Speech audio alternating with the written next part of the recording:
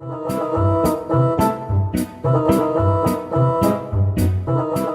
want to talk to you today about sayings and famous sayings or well-known sayings, and maybe some not so well-known sayings and where they come from. You know, things like saying, "Oh man, I'm stuck between a rock and a hard place." And there's one saying I want to talk to you about this morning. It's called, "Don't look a gift horse in the mouth."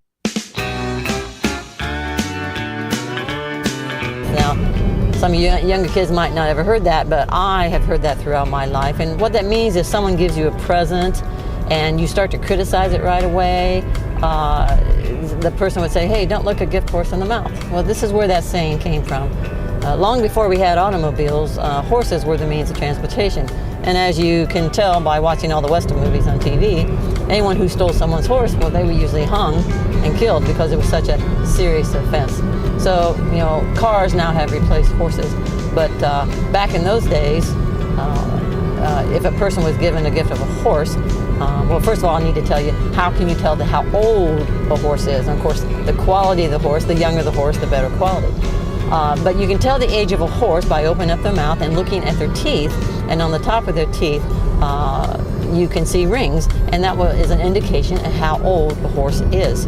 So back there, if someone was to give you a horse, and while they're still standing there, rather than just saying thank you, you wouldn't open up the horse's mouth to look to see how old it was, because it would be a little bit of an insult, and it might be a little embarrassing that you're criticizing the gift or the present that they're giving you. So that's the saying of, don't look a gift horse in the mouth.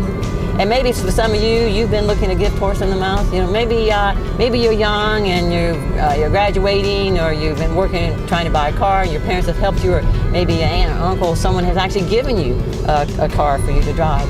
And maybe it wasn't exactly what you wanted, so while they were standing there, you say, "Oh, hey, I wanted a different color, and I wanted a 2-door, not a 4-door, and I wanted a 6-cylinder, not a 4-cylinder." Well, that would be looking the gift horse in the mouth. And that's really something you shouldn't do. So instead, let's remember to be thankful to whatever anybody ever gives us, knowing the intent and the kindness in the heart in order to give us those kind of gifts, and perhaps be a real blessing to you. All right, that's it for now, and I'll talk to you all soon. Well, maybe I won't talk to you soon, but probably tomorrow.